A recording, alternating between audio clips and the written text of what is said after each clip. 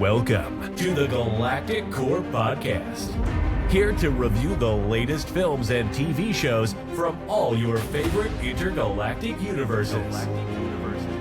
Now, it's time to get your geek on. Please welcome your host, the prophesized chosen one. It's Andy. What is up, people? Welcome back to the Galactic Core Podcast. My name is Andy. I'm your host, as every week, or most weeks anyway, not necessarily every week, but most weeks I'm here to go through all things Star Wars, Marvel, DC, whatever else nerdy and geeky stuff is taking my fancy.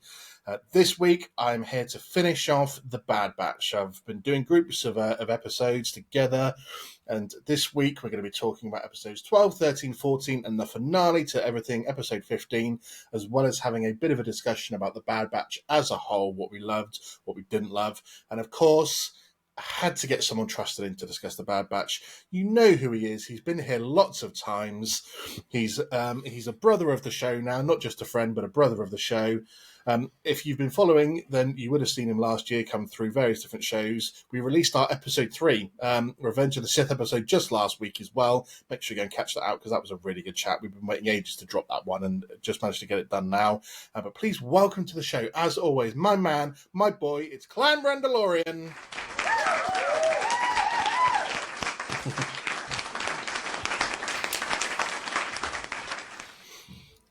What is going on? It's all good, man. How are you? Doing good. We talked briefly about being super tired, and hey, we're gonna wake up to this Bad Batch little breakdown here. So I'm excited to get down and get on, talk with you, man. You know, like you said, I feel like we're brothers at this point. So we're just gonna go ahead and just keep it 100 and get it done, Star Wars style. Let's get it. Absolutely. If there's one thing I can wake up for, it's a good Star Wars chat. So Absolutely. We're here to talk about some good things as well. But first and foremost, bro, let's have a look at that background of yours, because you're in a new place now. You've got a new studio. You were posting updates online about it. Good to see a brand new studio for you. That's just a part of it that obviously people can see in the background.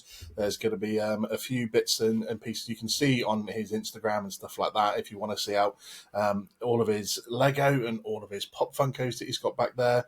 And you're connecting with some good people on that front as well, aren't you, in terms of other shows, other creators and stuff? I see you doing a few more collabs with people in sort of the Lego and pop world now. So how's that kind of thing going?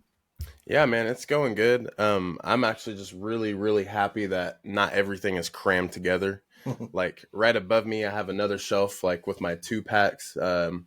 Funkos got, more of like the comic covers here, but back here is mainly, this is going to be like the common wall here. So, any, Fennec Shand, Gamorrean guards, Tala Duras, the Rogue One, Cassian Andor, ones I don't have in protectors will be on this wall. Michael Myers, Sam from Trick or Treat, like Harry Potter pops, all commons on the wall. Just a little bit of the Legos here.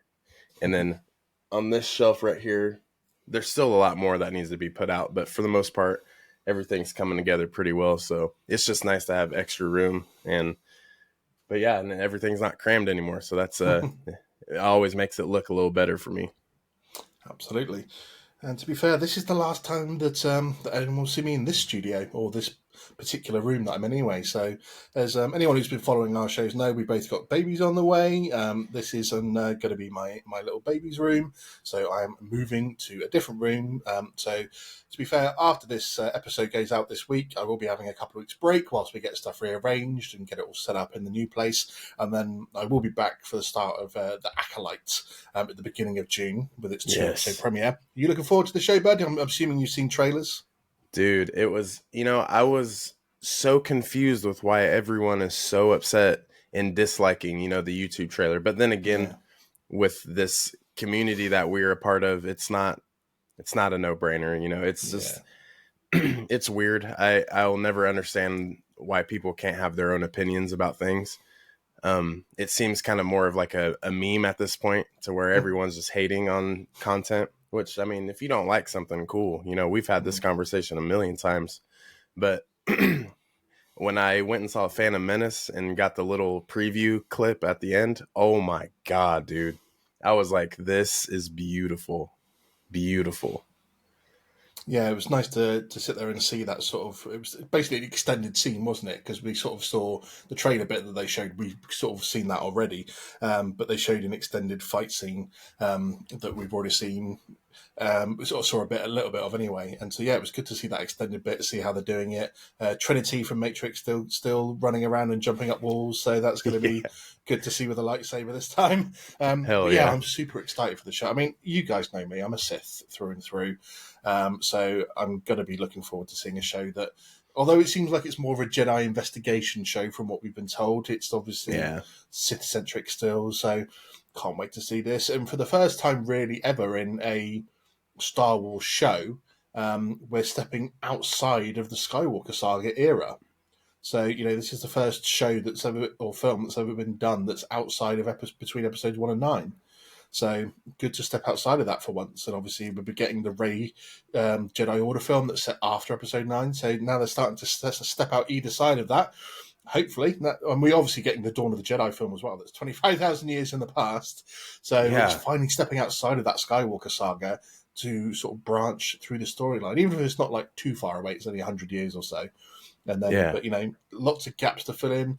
I'm still hoping one day we're going to get some Old Republic films or TV shows. I don't know how they're not going to go down that route one day, especially since I think it was Star Wars Celebration last year when they revealed like the official Star Wars timeline.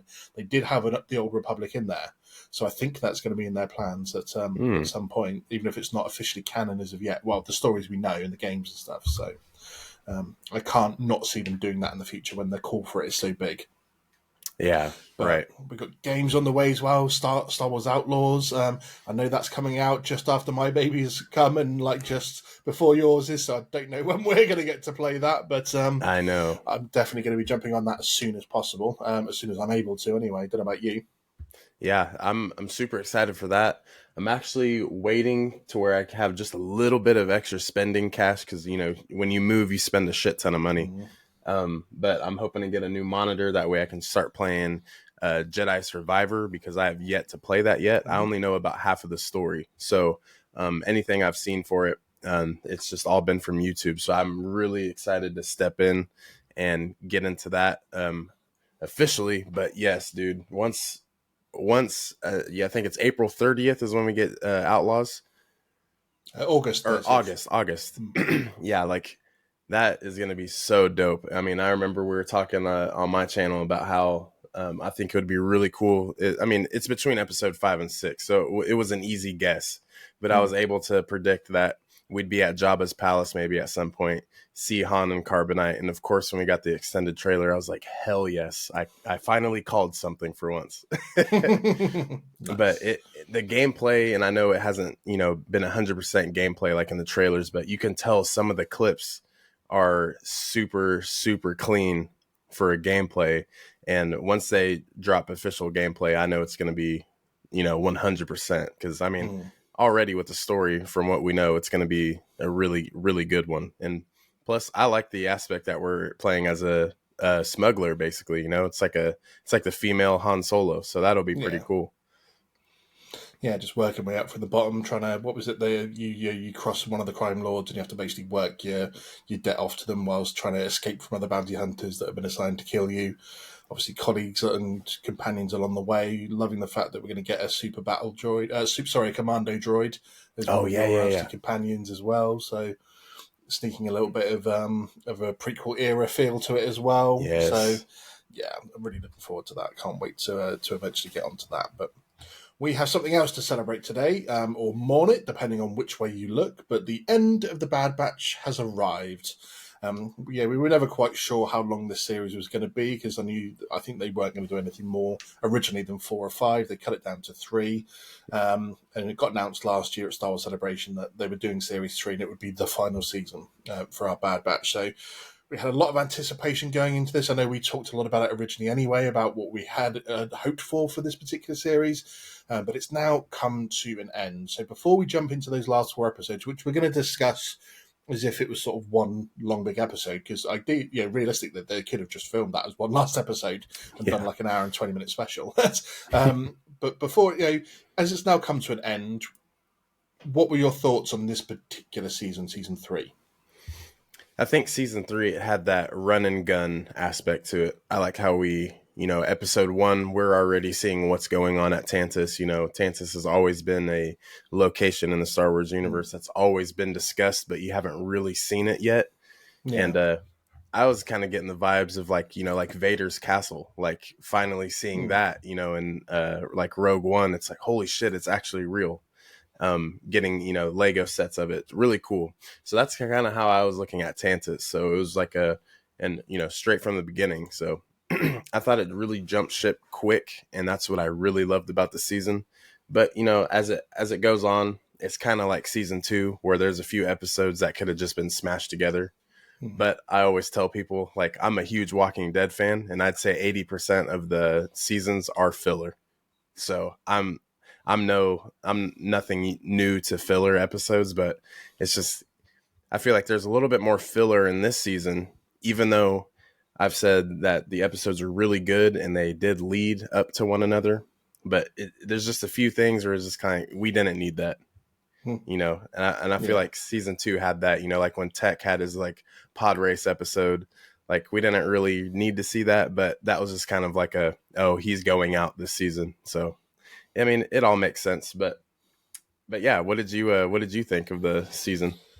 Yeah, I mean, I wouldn't have necessarily said that there was a lot of filler episodes, but it was just a lot of no action episodes, or sort of, I think they tried to show a bit more the dark ambition of the Empire, because this is still early doors of the Empire as well. It's not like it's original trilogy 20 years in Empire. It's still within the first sort of couple of years. And they're trying to show the dark side of what they're trying to accomplish with the experiments on Tantis and what Dr. Hemlock's up to and stuff like that. But it's just the fact that in a final season of any show, I think everyone kind of wants full-on action, full-on thriller all the way through, because you want to see everything that goes on. Absolutely. And the fact that, especially when we're going to talk about these last 4 episodes, there didn't seem to be a lot of action. It was just setting the scene, of which you could have cut half of these episodes out and still had the exact same impact that they did. So it was just more of a case of, it wasn't quite there. Like, I still think season 1 of The Bad Batch was the best. Yes. Because it was unpredictable, and seeing the Crosshair going over to the side and then him hunting them down and then escaping and stuff like that. It just always feels like there's been questions about this series that they've decided not to never really address or answer. And as you know, that's kind of annoyed me, especially this season. I feel like we've been left with a lot of threads that are just left hanging in the air, which is not great. I mean, what they basically have chose to do for these last 4 episodes was, in a way, it was nice, because all they wanted to do was concentrate on the core of the Bad Batch again. Yes. So it's not like they're going to answer all the threads that they've sown over the last 3 years of these seasons. They just went, you know what? This is going to be all about getting to Tantis and achieving their goal, which is get Omega back, free her, free the clones, and destroy this place. That was all they wanted to do. So, when we don't get any of the outside influences coming into these final episodes, so there was no Rex and Gregor joining in, no seeing what happens with like Wolf and Cody or Ventress or anything like that. It was just all about, let's concentrate on these 4 or 5 clones and just tell the story of what happened to them specifically. I'm going to save my thoughts on the actual ending to the very end, until after we've discussed the episode, so to speak, because I know I've got some strong views, and I'm sure you've got some either opposing or slightly lighter views, maybe compared to what I had to say. I remember messaging you after it and going, well, I've definitely got some shit to say about this. So let's get into these episodes then. So we had episode 12, Juggernaut, episode 13, Into the Breach, episode 14, Flash Strike, and episode 15, The Cavalry Has Arrived. Which I'm trying to remember, is that the first name of the first ever episode? I think the first ever episode is called Aftermath. I'm just scrolling up to say, it was. I'm sure there was something in there that said The Cavalry Has Arrived. It was supposed to be like a homage to something else on there, but it's gone off the top of my head and not around in my notes. So, but yeah, so we go into these episodes 12, and this is where basically after Omega had decided that she was going to give herself up to the clone assassin CX2 and, get herself back to Tantis, and wanted Crosshair and the others to track her. And so Yeah. she's arrived. They confirmed that, her blood does what they want it to do, which is obviously linked with Project Necromancer in terms of it can take on the properties of Force-sensitive blood without being degraded or anything like that. And Hemlock takes Omega to be imprisoned, I guess, with the other Project Necromancer test subjects, the Force-sensitive kids. Now, Brandon, who would have thought that a young clone who has been taught by some of the best clones out there to defend herself and to learn how to escape and stuff like that could be imprisoned with a bunch of Force-sensitive kids and not learn how to escape? Did that ever occur to you that might happen? I mean, I think the weirdest part was just kind of how it, like, why does this have to take 4 episodes for an idea to even, pop up? Obviously, going into the next couple episodes, which will hit, I feel like, of course, they have to build a little bit. They have to show Omega interacting just alone with these kids, and I feel like these kids could have had their own story as well. But it's just like the rogue clones that we saw earlier in the season, the ones that were voiced by Daniel Logan, and they were sent to Pabu as well, and to live their life. Really cool. I just feel like we're bringing in these like characters, and it's like, okay. And I knew that Omega was going to get her interaction, and we're going to see how she cooperates with other children as well. Because I mean, her and Hera, like young Hera, that was an awesome episode, seeing them work together. So I was like, okay, maybe these Force-sensitive kids will show up maybe in a later project. This is just the beginning. I don't know. It's a weird take on it because, like, of course, it didn't need to take that long to finally get a game plan going. Omega should know right away that she could probably get out of out of the walls, essentially. But of course, she has to, go through the ropes a little bit. They have the emotions, they have the circle glass windows above. They're looking at them every second, and I feel like the thing that was kind of upsetting for me was I was hoping to see,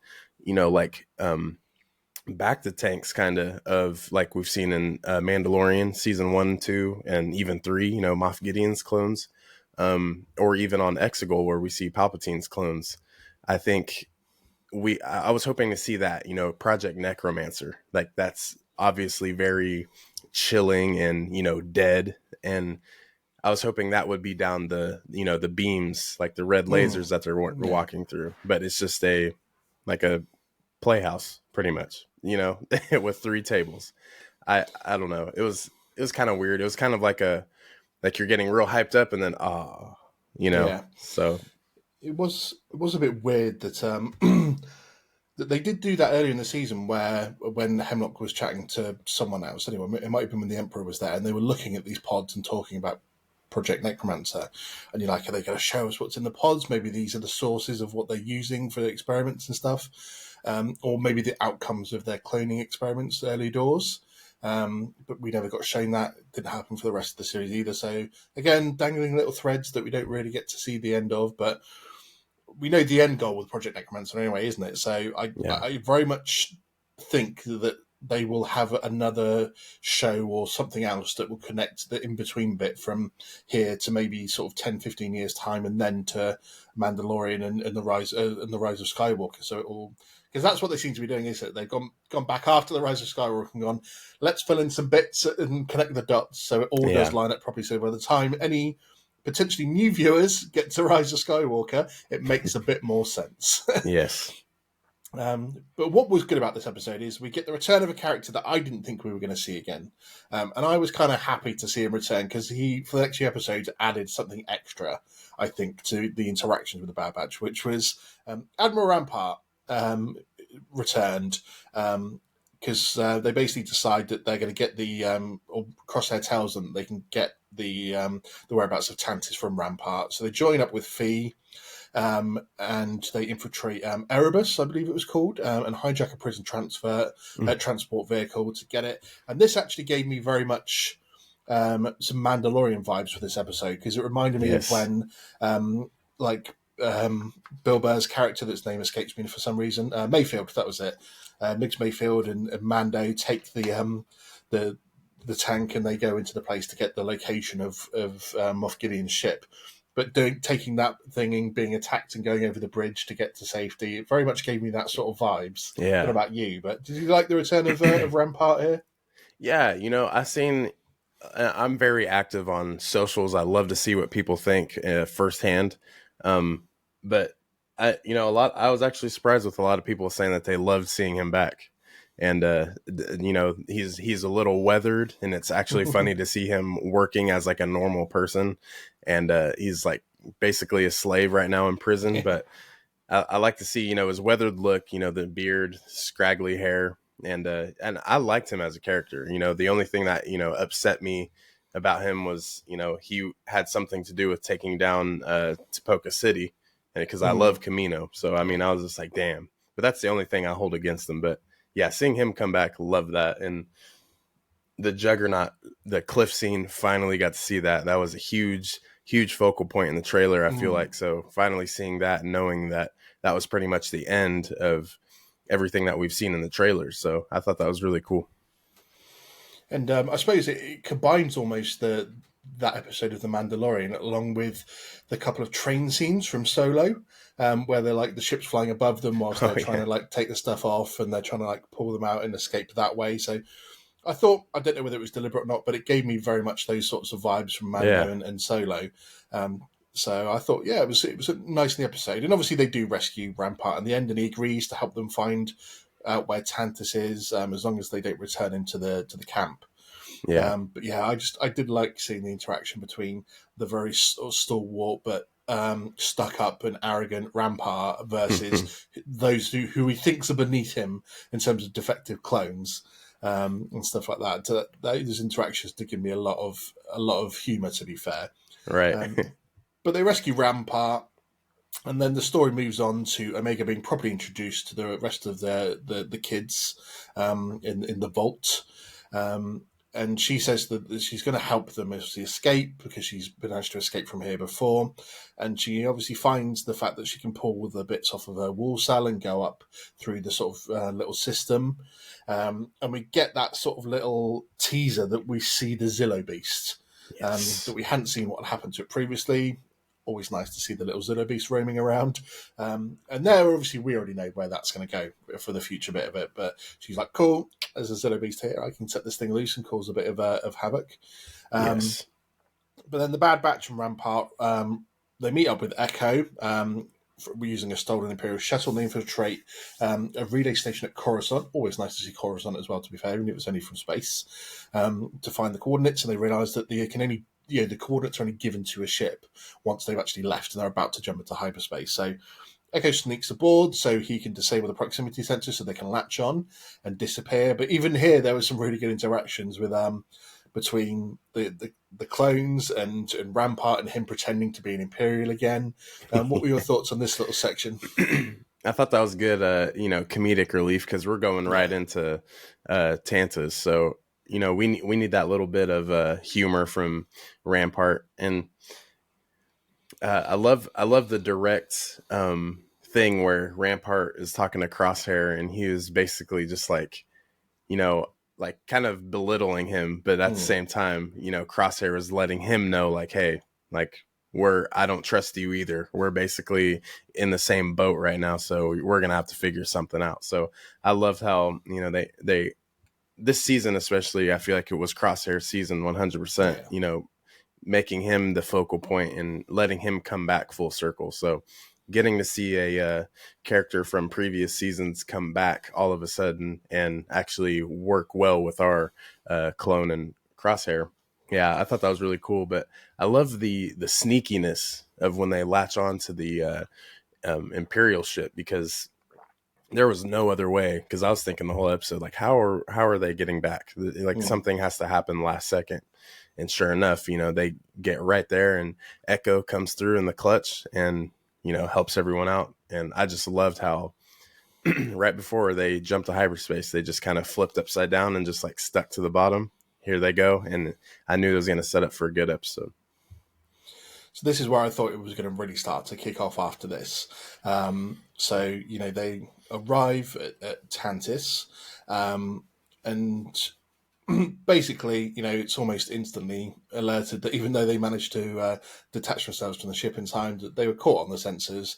Hemlock's alerted, and he's like, right, send some people, send some vessels out to get them, and they have obviously a bit of a space fight, and the ship's about to get wrecked. And this was again another really funny moment in the fact that they're about to sort of like descend out of there, and again Rampart's like, it's stuck, I can't go, and he just gets kicked out essentially, and has that sort of great scream that you would never expect to hear from an Imperial officer.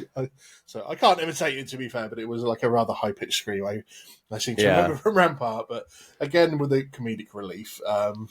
Shout out to the voice actor for that, because he actually, I feel like Hemlock or Rampart did scream a couple of times. There was really good voice acting. You really get to feel the that character in that sense.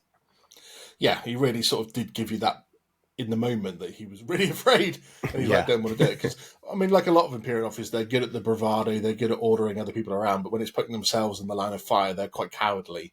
Right.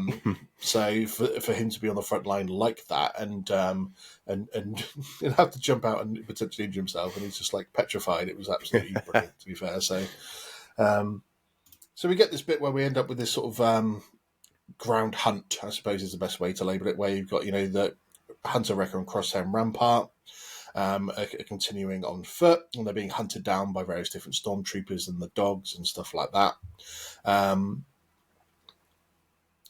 There was that weird moment when they almost get eaten by the beast, and Wrecker decides to just jump on it head on and charge it, and he gets thrown away himself and almost gets injured.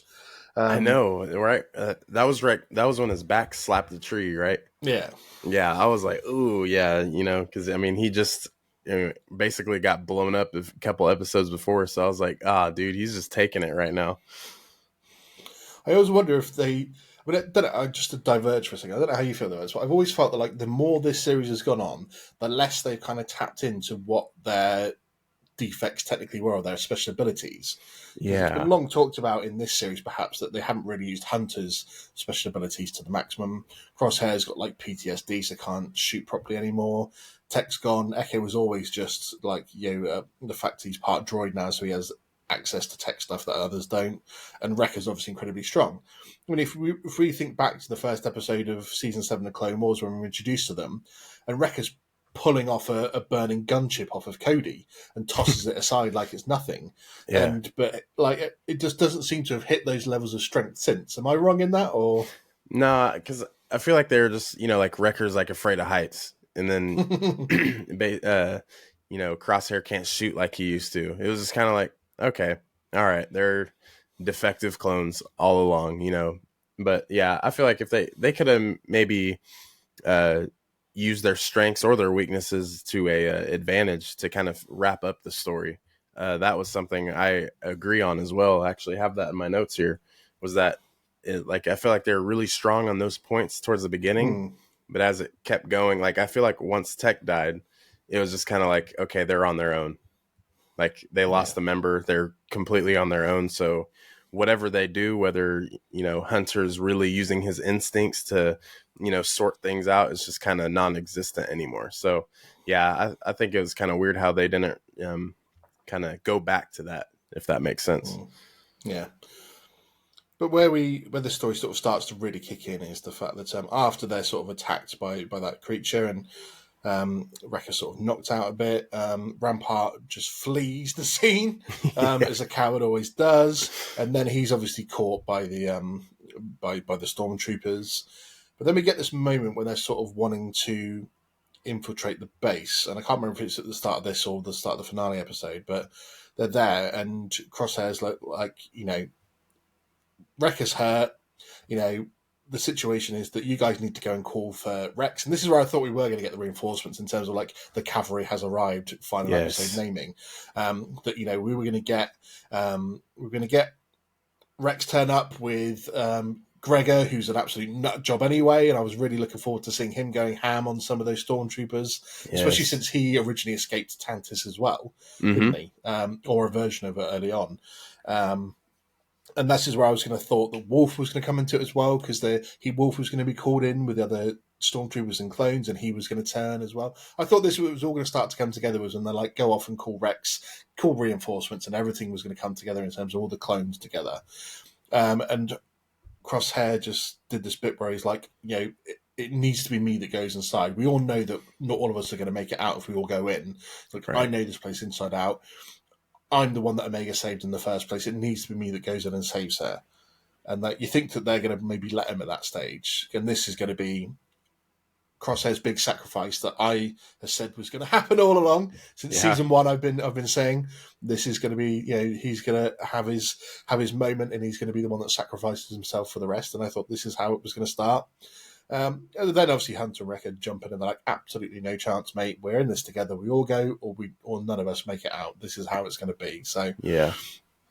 And obviously Echo arrives on the ship as well, and he gets himself a new hand for as well, and to help cover up his little stump. And he goes out, and obviously he's searching for bits and comes across Emery, the other adult clone, who's obviously sort of helped Omega a bit. And she obviously realizes who he is, and they decide they're going to help each other. And she tells him all about Project Necromancer and the fact there's other kids here and stuff like that. I mean, what were your thoughts on this penultimate episode, with quite a decent amount of action and some maybe more heartwarming moments between Crosshair and the others? Yeah, and that's really the main focus too, is seeing Crosshair showing those emotions once again and seeing how the crew reacts to it. I think it was actually really cool that Echo had that moment with Emery, because that kind of made me feel like, oh, okay, everything that's led up to this makes it worth it. Echo is finally understanding everything that Omega went through and what Crosshair was going through as well. So just kind of seeing Echo basically notice that Crosshair, wasn't in the wrong at all. He was tortured, maybe humiliated in some sorts, just because he's a clone. They looked at him as just subjects, which I think, kind of stepping outside the box, I think, watching Attack of the Clones right at the end, when we see all the clones, down on the ground level and being used at the Battle of Geonosis, like, it's insane to know that they have personalities, they have feelings, and it's weird because you just look at them, kind of like battle droids, but humanoid. But I think that's what adds so much emotional weight to these shows, especially around the clones. Because like I've told you before, like, I was super late to watching Clone Wars, and everyone loves, Rex, loves, Wolf, Gregor, clones like that, Fives. I'm a huge Cody guy, but that was just because, he ran with Obi-Wan on Utapau, So seeing him and actually seeing more of Cody's story, which I wish we could have seen more in the Bad Batch, but maybe they're setting up for something later. It's just crazy to know that people really love these characters. So now when I look back at it, I'm like, oh, okay, I get it. So, I mean, really, seeing Echo learn what's going on with Project Necromancer from Emery, it kind of made me sad, because I was like, damn, dude, like, he, understands what exactly is going on, and they're using children, anything like negative of any sort, when children are involved, you're always like, God damn it, leave the children alone, or, women, they do the same thing.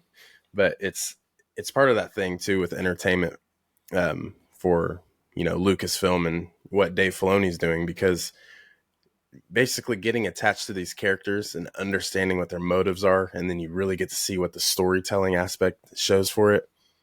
It's really good. So I really loved, just the sequence from Echo going in, getting a new hand, the little things that are kind of like funny, and then leading up to like a heartbreaking, understanding. So this made me like Emery a lot more. Was it just that interaction with Echo?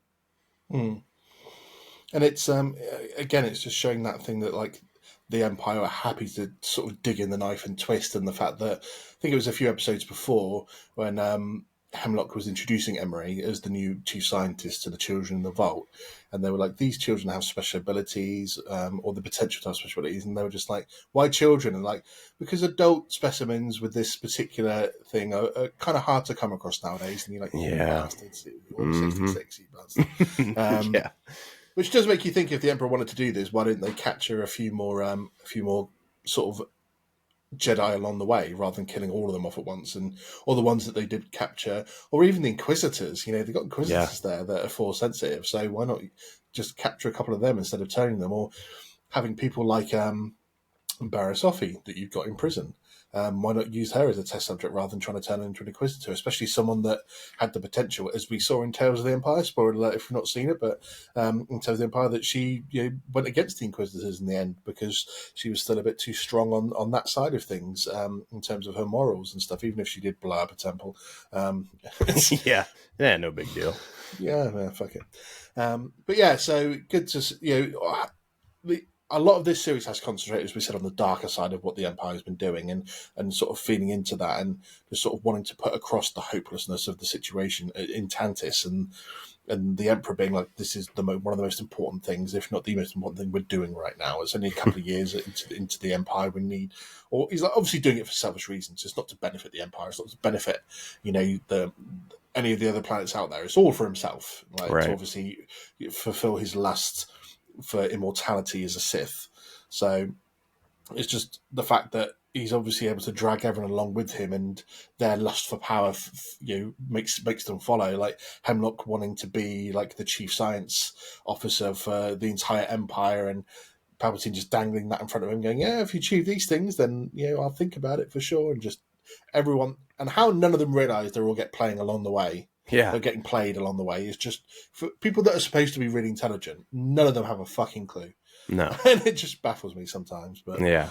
But what is good about this is that we go into the episode then with what we felt like was a lot to catch up on, because we're still expecting all these little threads that we've seen to maybe be fulfilled in this episode. We're talking like, are they going to make it an hour? Like, are we going to riot if it's 25 minutes again? Let's face it, Disney have had a record of doing this recently. Maybe not as much with Marvel, maybe more with Marvel stuff than Star Wars, but have a habit of just sticking to those final episodes being the same length as the rest of them and not fleshing out as much as they could be. But we get a good 50-minute episode, a good long 50-minute episode here. And we start it off by the children sort of escaping with the Mega. They make their play, and they sort of do it quite well in the fact that she manages to reprogram the little droid that's in there and attack. I can't remember the woman's name, the other doctor, the one that was snarky and she stuff, sucked. And always, so when that happened, I was like, "Fuck yeah, get her ass down." Absolutely. But she manages to reprogram the droid. It knocks her out, and then they manage to make their escape. And they do free the Zillo Beast, who's just like, okay, I'm free. Time for some carnage. Yes. There's nothing you've got on this base that's going to be able to stop me right now. Man. So seeing the Zillo Beast free was a nice moment, even though we knew it was coming from a couple of episodes before. Yeah. Still good to see that bugger get free and start causing some havoc. Yeah. But then what we get there is that obviously we've got Hunter Wrecker and Crosshair infiltrating the base. But this is where we get the reveal that obviously, as we probably knew, there were more of these clone operative assassins. And Hemlock brings all of them into commission, and he's like, they're out there, the Bad Batch, go and do your thing. God, it's so cool. They're hunting each other down. But they had almost, what was it, like 4 of them, wasn't it? And they almost seemed to be based, each one, on the Bad Batch in a way. Yeah. So like each of them was almost like the equivalent of member of the Bad Batch. So you had like the sniper assassin, the guy that was really strong and using a spear, and stuff like that. So they seem to try and match them up one for one, but they seem to defeat the Bad Batch pretty quickly. And they make sort of light work of them. Any thoughts on that? Yeah, I thought it was really cool. It kind of gave me not Last Jedi Praetorian Guards, but the Mandalorian Praetorian Guards, like that first phase of them, because we get to see the 3 come in and they take out Paz Vizsla. Spoiler warnings, you should see Mando 3 by now. But it's just crazy because I was getting those vibes again, because I was like, oh, dude, they look cool as hell. And it was all fun and games until, right when they go to cut Crosshair's hand off, it was just like, oh shit, so waiting for that next scene to see what happens. But then again, it's cool that those characters, matched up to the Bad Batch, kind of make it, fair by chance. It's cool to see that they kind of cut off the PTSD that, Crosshair had. And I thought that was like a cool symbolism of, just get that shit off of there, So But yeah, they look so cool. I love their weapons. You know, they each had their own variant of like the it was kind of like the episode with Crosshair and I think Hunter when they were like going up the spiral staircase in season 2. And I just remember when Crosshair threw like a little like tractor like beam to the wall, and then he shoots it and it blows up the Oh, rest of like the little mirrors and stuff that bounces yeah. off. Yeah, yeah. uh, there's a scene right in there where Hunter has like a electro knife, like the little yellow like kinetic looking knife, and seeing the like assassin droids have basically staffs and spears that have that same technology, and I was like, dude, that's so dope. Like if Hasbro made like some spears of that would be pretty badass. But I loved everything with them. It was a good, if not quick, fight. I mean, the guys are battered by then. They've been through a bit, I suppose, and like these assassins just come out of stasis and they're all fresh. But did you think there was a moment where someone like Wreck or something was going to jump in and stop Crosshair's hand from getting cut off? Because they didn't obviously show it, and it doesn't get confirmed until we see them a bit later as prisoners. Yeah. But did you think there was a moment where they were going to save it and stop it from happening, and that would allow him to? Because I was assuming at some point in this episode, Crosshair was going to manage to sort of have a breakthrough and get past things and his hand be okay and sort of be returning to normal if he doesn't die at some point. So to me, I was a little bit shocked they went through with it.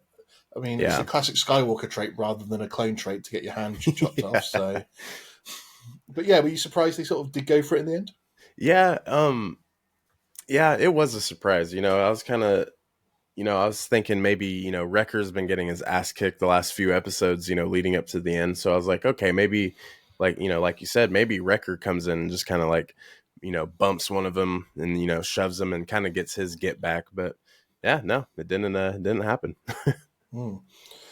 Yeah, I mean, we skipped over a little bit. Obviously, a lot of Zilla-based action in rampaging through the base, just taking everyone out because awesome. No one can stop him, and then he just trolls off into the forest and just left to be by the look of it. So I do wonder if this is the same Zillo beast. I don't know if you've seen it. There's a Kylo Ren comic where he faces off against the Zillo beast, and the troopers that are with him are saying, "Look, we've told you, there's nothing that can kill this beast." And he's like, I'm still going to take it on. And the clone troopers are not the clone troopers, the stormtroopers with him are basically calling him an idiot, going, there's nothing you can do to take on this beast.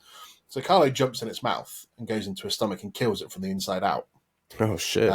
Because there's this moment where he jumps in his mouth, and the stormtrooper commander's like, right, that's a wrap, guys. Kylo Ren's stupid. He's an idiot. He's got himself eaten, so we're going to wrap up and go home now. And then, like 2 minutes later, he just bursts out from the inside of it, from like killing it from the inside out.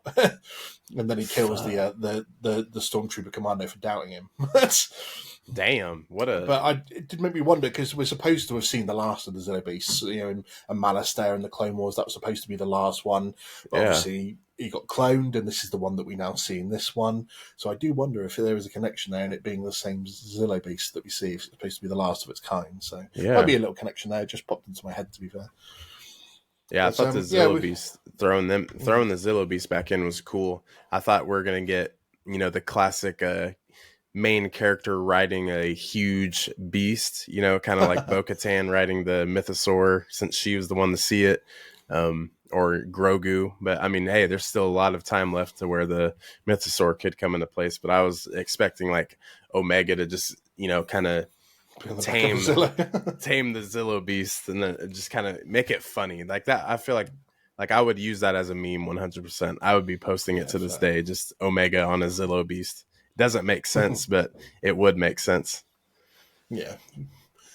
But then we get Omega and the kids are obviously trying to get their way out of there, and they've climbed up, and Emery and Omega do catch up with them. We get that nice little moment between Omega and Echo, because she's always seemed to have a bit of a connection with Echo as well. Yeah. And they're like, right, you need to get the kids out of here. Emery, take them, go. And I think they did send them off to meet Rex and stuff, didn't they? Or go to this location where they are and they'll help you. Yeah. Which is Omega cool. and Echo are like, we need to complete the mission, which is freeing the rest of the clones on this base. So they managed to get down there. They free the rest of the clones. They've also freed Nala Se and Rampart. They've obviously been captured at this point. And they're like, we need to destroy this facility. That's not over yet. There's the data banks that need to go. We need to do what else we need to do in this place and just not let this work continue. And obviously Echo calls upon the rest of the clones like, you don't owe us anything. You've been through enough. If you want to escape, you go and get a ship and get out of here. But, we need your help at the end of the day. We can't let it. And they're like, yeah, fuck, Hemlock and the rest of these guys. We're going to take them down. They all join in. And Nala says, like, I need to go and destroy the data banks. They can't continue this work. So if we get rid of it, then that puts them back to square one. Right. So they got their plans. This is the rest of the mission. And obviously them not knowing that the others have been captured at this point. Excuse me, at this point either. And obviously we're left the fact that Rampart's about to still be a dick. And I thought he might have learned a little bit at this point. But no, we're just left with him. Like, everyone vanishes and he's like, right, okay, there's something going on here I need to find out a bit more about. But we do cut to this bit where you've got Hemlock, he's got our three boys all sort of captured. It looks like he's going to try and experiment on them to see if he can get them to turn into his clone assassins and stuff like that. And Echo and some of the other clones arrive to start fighting them off, and they obviously release the rest of the assassins there. And in the meantime, while that's all going on, Nala Se sneaks into the data bank office, or her old office where she had all that stuff. And she's picked up a couple of grenade on the way, and Rampart sort of followed her behind. And while she's sort of deleting the data, Rampart sneaks up and he's like, I need to know what all this is all about and what all this information is and why it's so valuable. And obviously gets to read up on it, and Nala Se tells him about it. And he's like, well, if I'm the only person that has this information, I become valuable again to the Emperor and the Empire, which, classic dick move. Yeah. But we do see him get his comeuppance at the very end. The fact that, first, I mean, there was almost a poetic bit to this in a way, because you got Nala Se, who she realizes that she's not going to get away from Rampart now. This is probably her moment. So she's got the grenade in her hand behind her back, and she activates it to count down. And Rampart being the one that ordered the attack on Camino on Topoka City in the first place, that effectively wiped out almost all the Kaminoans. And Nala Se is probably, as far as we know anyway, the last surviving member of the Kaminoan race. So fitting in a way that Rampart is the one that then kills her to finish off the job that he started at the end of season 1. And then as Nala Se drops to the floor, she drops the grenade. It falls right between Rampart's feet, and he realizes at that second he's fucked too. And we just see it from the outside that the room goes. Yeah. Justice for Rampart, would you say? What are your thoughts on the sacrifice of Nala Se, should we say? See, and that was, I knew we'd get to this, because like saying I didn't like Rampart just because, he blew up Topoka City, and then going into meeting back up with, Nala Se, and, one of the, it takes you back to Attack of the Clones when we see her for the first time, and she has little Omega with her, that's, like, I've always loved the Kaminoans, but it just sucks that, she got turned over, and then her last moments are with Rampart. And I knew, I was like, God damn it, dude. I was starting to like you again. And then now you do this shit. But I mean, there's no way that she was going to make it out. Like you said, I had that thought already, and I knew however she'd go, it would be pretty sad. But I mean, it would be cool if she was able to leave with like Emery and the other Force sensitive children and kind of like be the, like kind of like their mom figure. But yeah, it just kind of sucked the way she went out, but it had to happen. And I love how she kind of got the last laugh on Rampart, take out my people. I'll ultimately take you out with me. So she definitely, sacrificed herself. And you got to think of what she went through. She didn't want to do all of this, the test subject. Maybe she, if the project was to go further, maybe she would make it faulty, kind of just like Galen Erso with Project Stardust, kind of giving it a weak spot. Maybe she could have ultimately done that, but there's still so much story that needs to be told, yet, because Project Necromancer might have just been like the phase 1 of what happens with Snoke and, Moff Gideon, so yeah, I liked how it ended, but it's always sad because, I love a Kaminoan, so. Well, yeah, there is definitely, obviously, we know Project Necromancer isn't dead. It was just delayed at the end of the day, wasn't it? So, because we know that before too long, the Empire will have Grogu, and it's all back on track. Yep. Going towards the future. So, But then we sort of round this episode off in terms of the main objectives here and the fact that there's still the showdown between Hemlock, the clone operatives, the Bad Batch, and the freed clones. They seem to be getting their asses kicked a bit.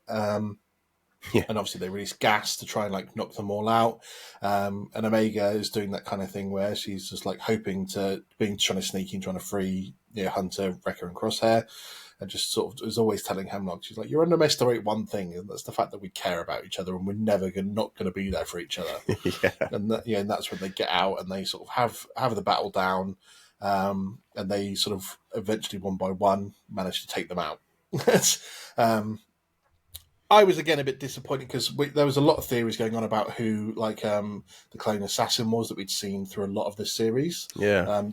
If that potentially could be someone we know, whether it could have been Tech or whether it could have been Cody or just someone else that we knew, because they seem to put a lot of emphasis on him surviving in previous episodes and coming back to be a thorn in the Bad Batch's side.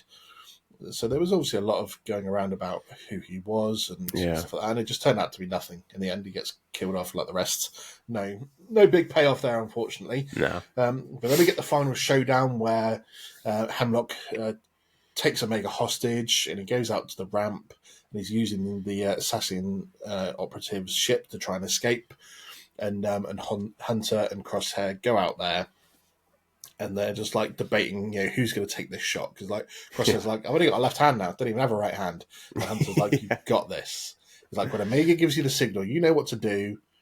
Let's just fucking do this." And boom, managed to kill him.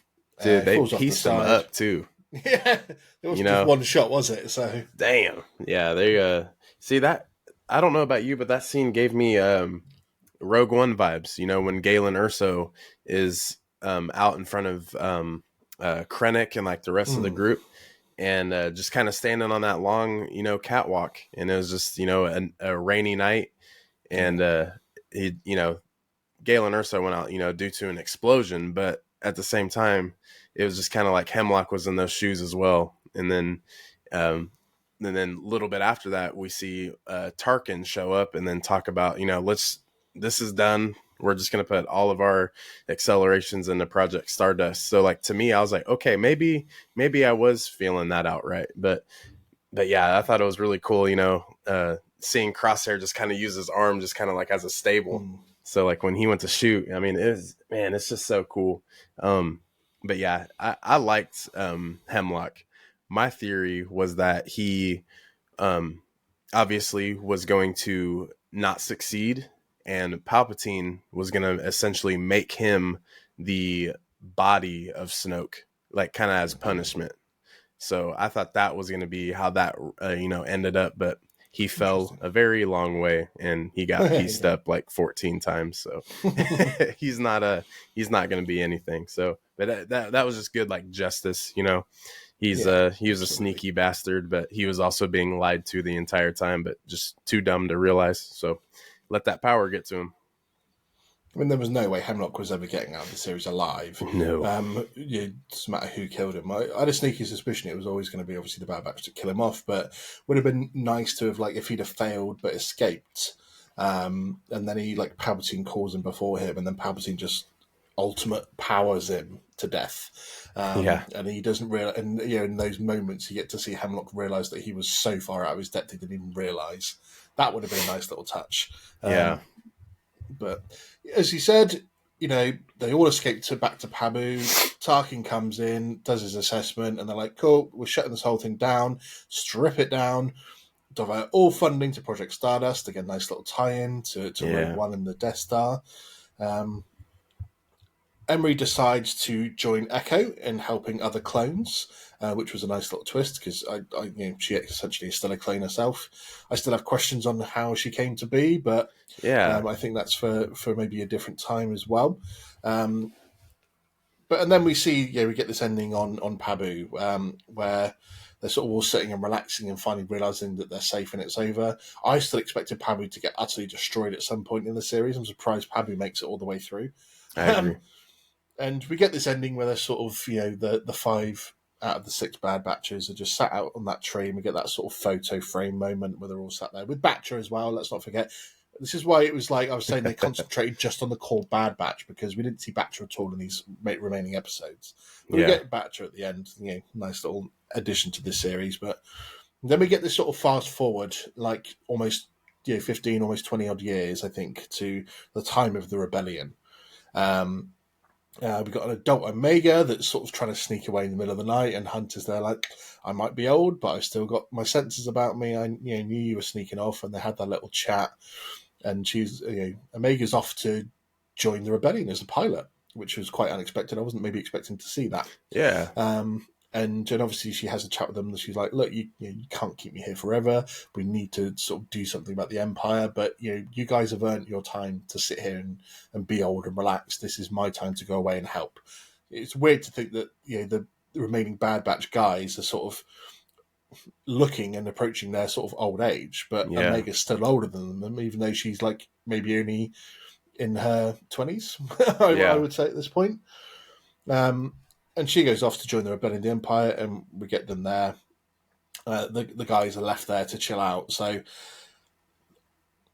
some have described this as the perfect ending to the Bad Batch. It's tied up their story in a neat little bow. Everyone survived. They're all happy. They've had a happily ever after to a certain point. Hit me with your views on the ending to this lovey-dovey story. I didn't really care for it too much at first, but to be honest, I think it was kind of cool that, it seemed like everyone was wrong. We were all expecting casualties. Everyone's dying. Omega's going to be the only one making it out alive.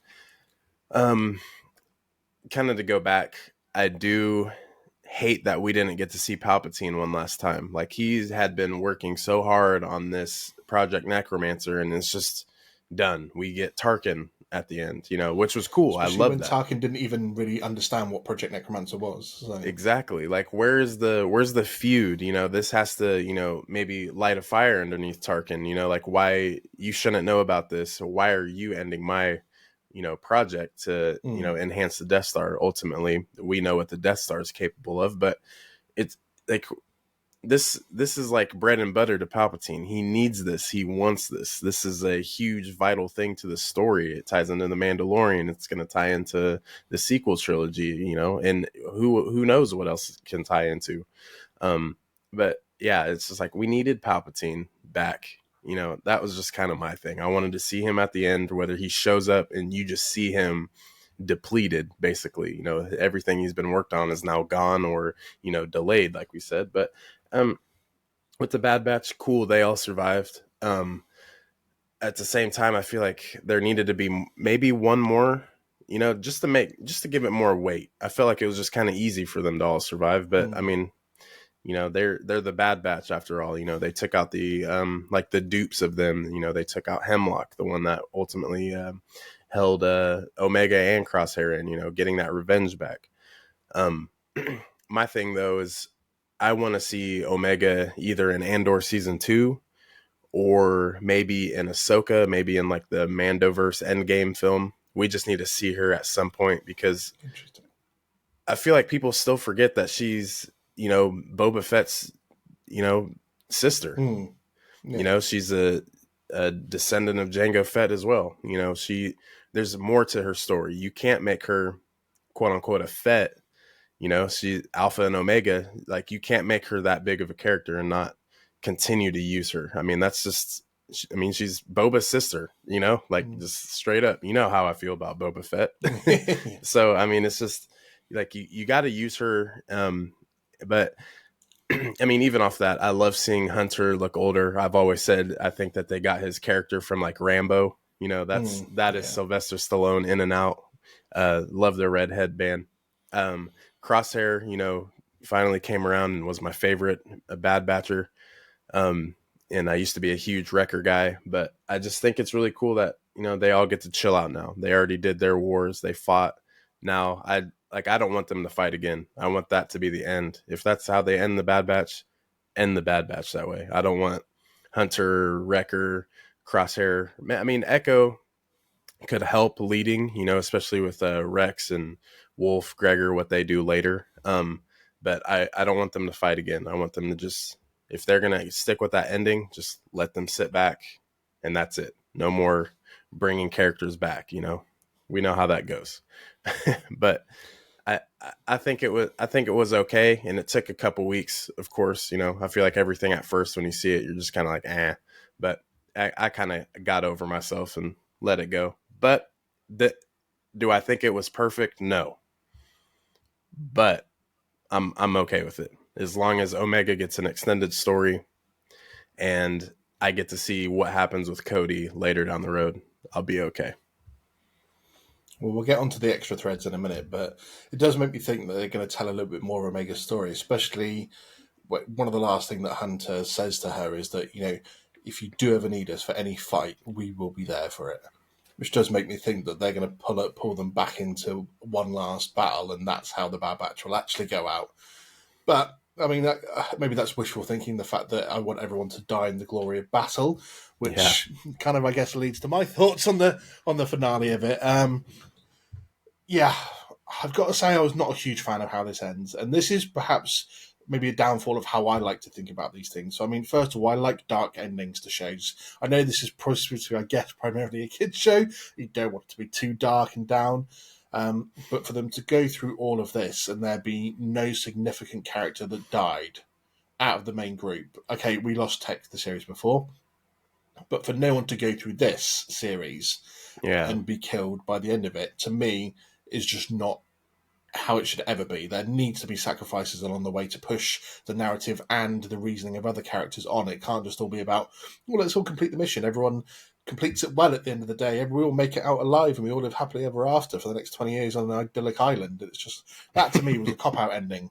It was just not how the ending should have been, Crosshair was primed to make the martyr sacrifice at some point in this series, and the fact that he didn't actually takes it away from his story a little bit for me, because he knew all along that he was going to have to make a sacrifice, I think, and he was prepared to do it as well. I think any of them were prepared to do it for each other, but I think Crosshair wanted that as part of his redemption arc, and he didn't get it, and that annoyed the crap out of me.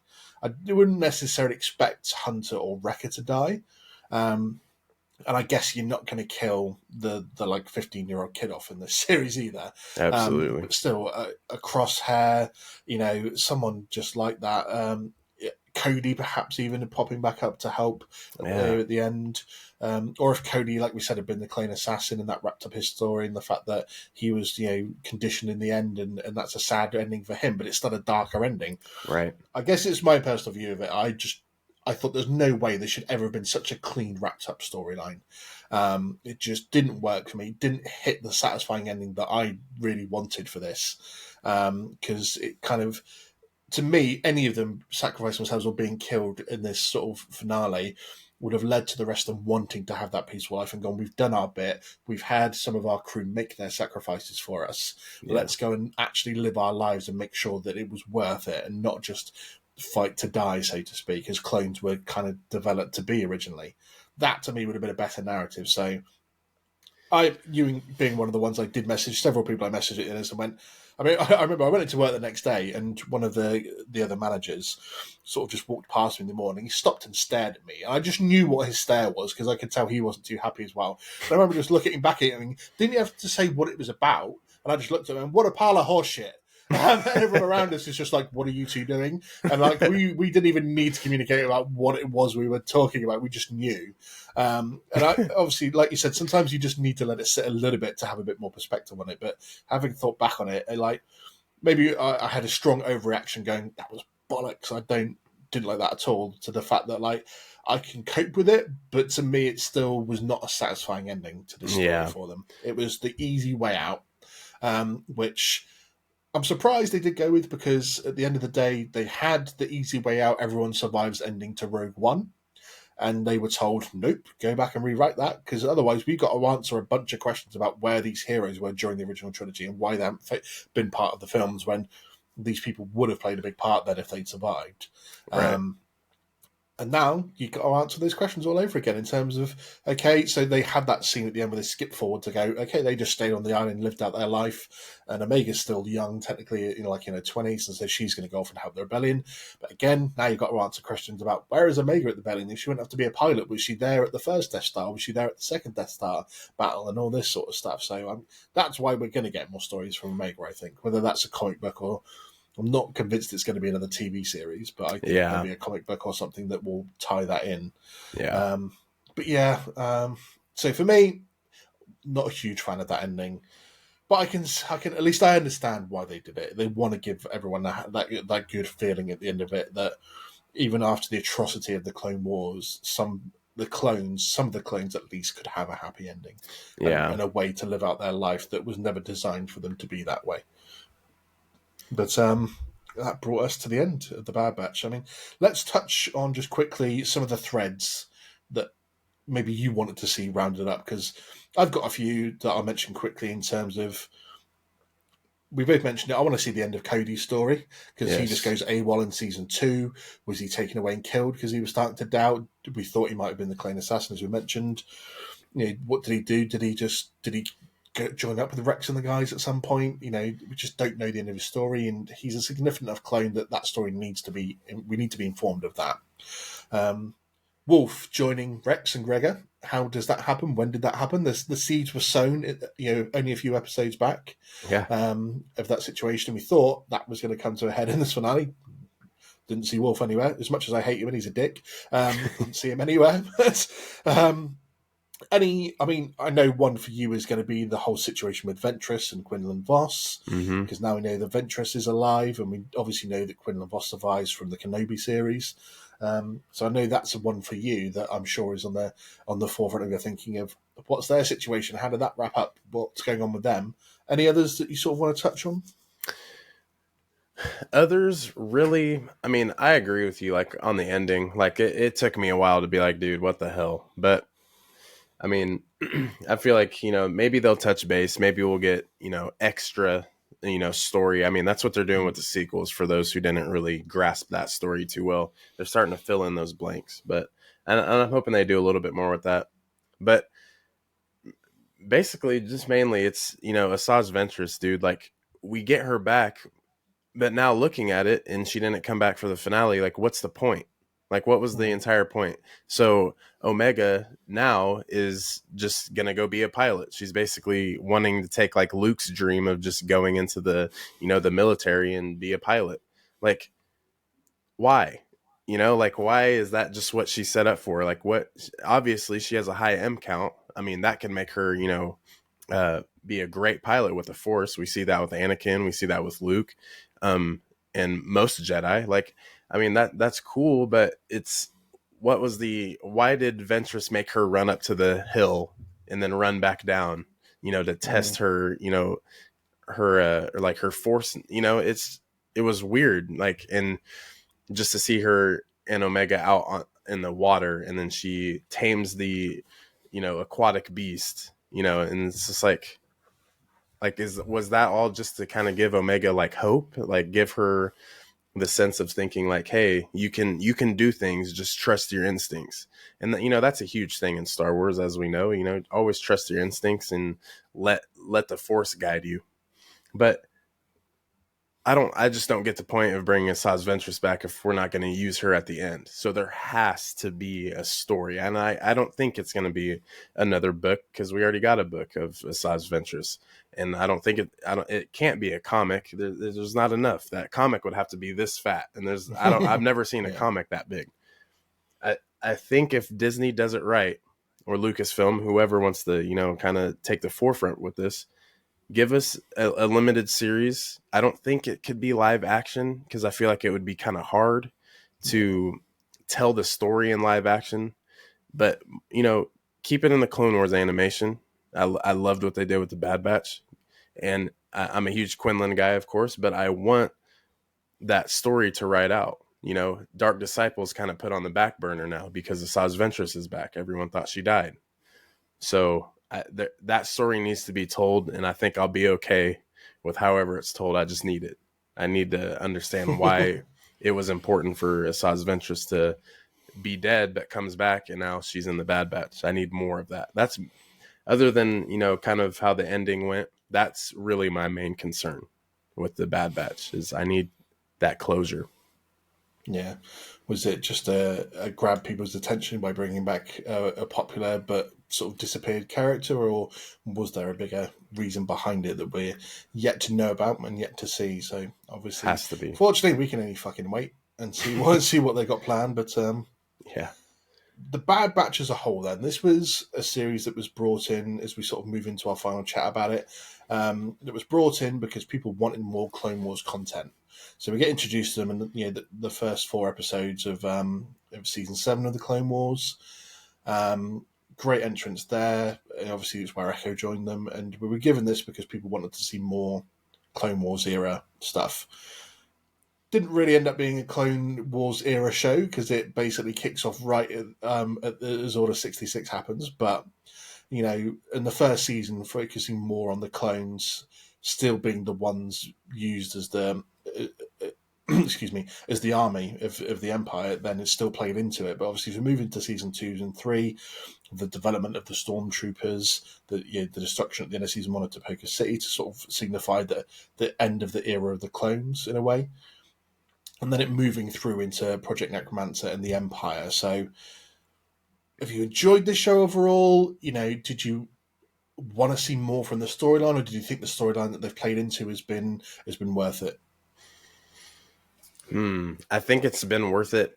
I think with what we see with the clones in the prequel, like in the prequel era, especially in the films, we go to the Clone Wars and we get the backstory of individual clones and, like Rex, the Codys, the Fives, like we get to understand. And I feel like they kind of didn't mean to give these characters such big stories because now everyone loves the clones. They were just, basically as useless as battle droids, when you look at them from outside. But when you, develop these feelings and the emotions that they're actually going through, I feel like that just made a whole other, bunch of fans. So I think for now they should be kind of done with the clone aspect, just because you don't want to run into more problems, if that makes sense. You don't want to, because we're already wondering, what happens to Wolf, Gregor, Rex. Like we see them in Rebels, but it's just, they're older age and they definitely do their due diligence in the Rebels era. But then we have to figure out how they, get together. Where's Cody? We know Cody went AWOL, but that's all we know. Like what? Like how AWOL? Like did he run himself to the floor? Is he now, playing? Maybe he's playing parts with the Rebels. Maybe, like, who knows? But I feel like maybe they should just give it some time. Maybe go back and go through. Maybe touch back on the if we get like a Rex story or something, people would love that. And maybe we can run into the Bad Batch on Pabu, like as they get older, kind of playing into what we see later, like during the Rebels era. But I think they should just chill on it for right now. Yeah, I mean, they did basically say this is the end of Clone Wars content.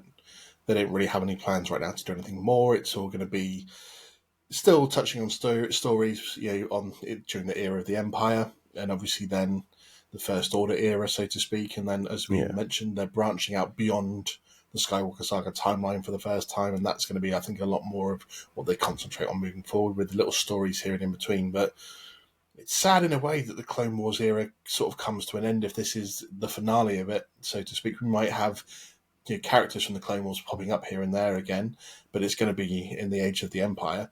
Yep. And it's not going to be Clone Wars era stuff again. I mean, we're both huge fans of the prequels, and the Clone Wars, Revenge of the Sith. Everything that leads up to there is effectively, like you said, how much more can you really tell? And you don't want to start confusing things, adding unnecessary bits in there. So it's a bit sad to me that whilst the ending wasn't the ending I necessarily wanted, just for that particular crew, but sad that this Clone Wars time is sort of come to a wrap in its own way.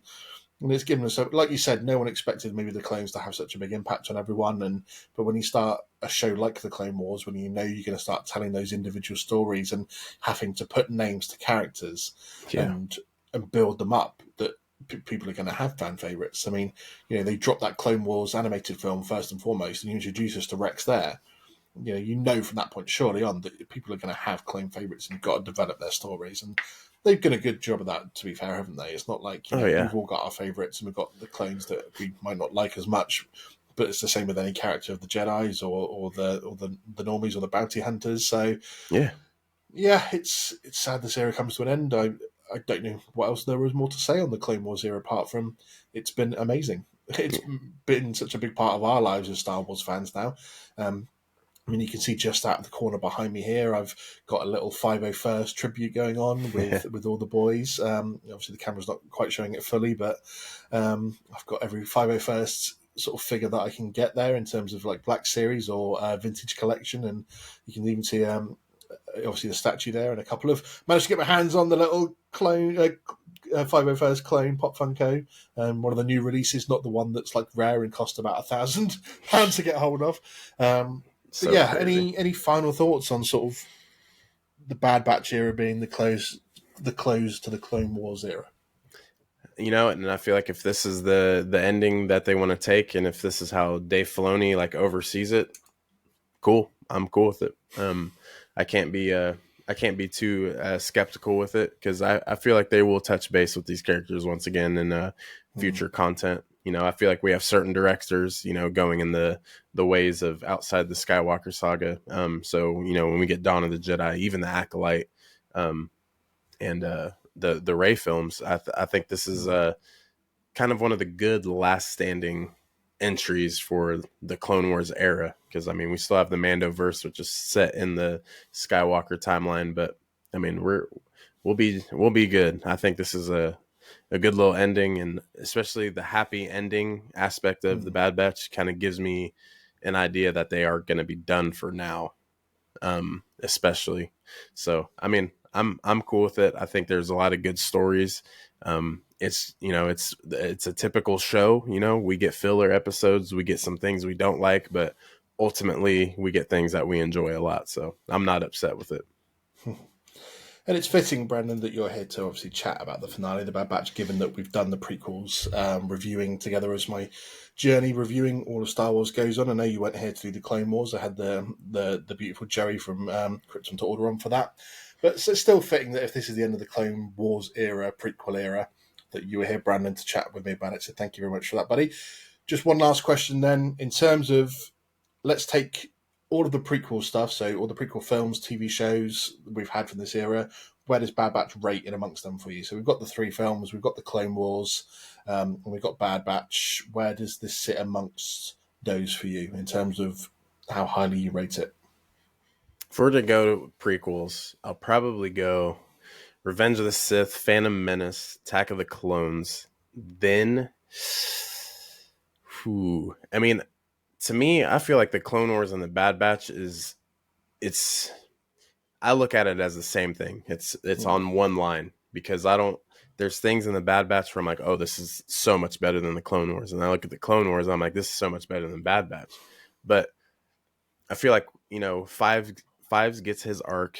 Yoda, when he goes to like the dark side and talks to the Wills, like I feel like that is its own story itself. So the Bad Batch, I feel like, is just a pulled thing, but it's more focused on it. It's its own thing.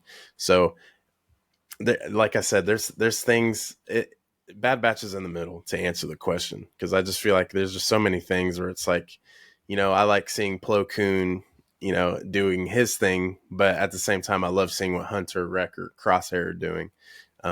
But I mean, I'll never forget seeing the Bad Batch for the first time in Clone Wars and them interacting with Anakin Skywalker. Like, how fucking cool is that? Knowing that they had a past. So yeah, it's crazy. It was definitely a wild ride, but I probably got Bad Batch right there, like at the 4 spot of the prequel era filmography. Fair enough.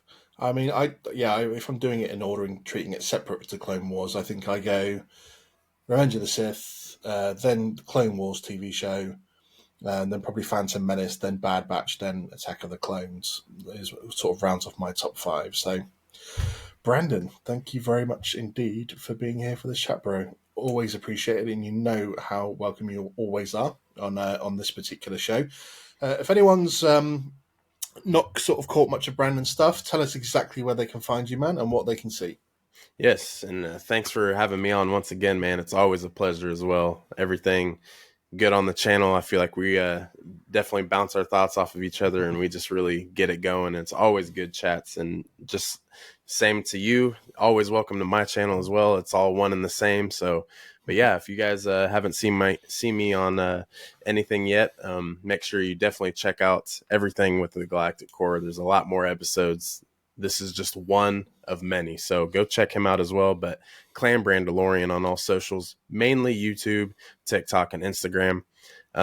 Everything within lore, theory, Funko, Lego. Like to show off the collection a little bit. Kind of, you spend a lot of money on these things. So you're like, hey, I might as well show it off. So, give it some extra use. But yeah, I'm really deep into lore and theories as well within the Star Wars universe, and I always love to kind of see like what's next for the Bad Batch, what's next for Rey Skywalker, what's next for Finn, what are we going to see with Jedi Master Soul and the Acolyte. There's a lot of things we can talk about, and I just feel like that's kind of what I like to do on my channel. So always chill vibes, love to keep it easy. If you like something, you don't. If you like it, cool. I'm super easygoing with it. No toxicity on Clan Brandalorian, and just the same thing, just like the Galactic Core. So always a pleasure to be here, bro. And if you want a really nice long episode to check out of Brandon's, go and watch his character bracket face-off tournament that I joined him for, along with a couple of the guys, Dave and Caleb from Why So Sidious, also, as we know, extreme regulars on my show. But we all got together to do a live episode of your show on YouTube that was a good almost 2.5 hours, because we had 64 characters, character bracket, no seeding, so anyone against anyone. Yeah. Spoiler alert, we had Palpatine versus Anakin in first round. It killed me, as much as Anakin got killed. Spoiler. Yeah. But yeah, it was a great episode. So that's one I can highly recommend. You've got some great episodes on Sith lore and a few others with your boy Bailey that joins you every now and again as well to go through that. So definitely go and check out Clan Brandalorian.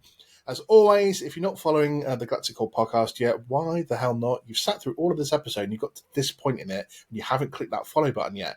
So get on Instagram, get on YouTube, get on TikTok and Twitch, press that follow button, watch all the episodes that are dropped. As I mentioned, I'm going to take a couple of weeks break now as I have to move studios to a different room and get all set up in there. I will be back, and in through June and July, we've got a busy time coming up because the Acolyte's dropping.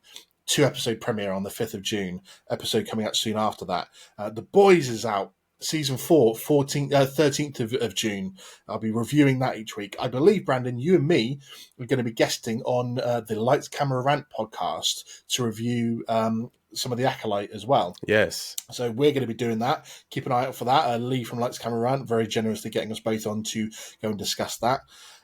So yeah, we've got Acolyte coming up. We've got The Boys at the end of July. We've got Deadpool Wolverine film coming out. And I've got to squeeze in a couple of viewings of that and get an episode out before my baby arrives. Then I'm taking a break through August, and I'll be back sometime in September with what it looks like the Rings of Power Season 2. Trailer dropped as we're recording this episode. Trailer dropped yesterday for Season 2. It looks tasty. So that's coming out, and that's probably what I'll be returning with in September. And then we got a few bits later in the year. Looks like Skeleton Crew, Brandon, finally might be coming around Christmas time. December rumours for that. So get on. Loads of episodes you can go and watch for both of our shows to keep you busy in the meantime. But don't forget to always be here and always follow us. And as always, everyone, the Force will be with you. Always. Thanks for tuning in to the Galactic Core Podcast. Don't forget to subscribe so you never miss an episode. But until next time, go get your geek on.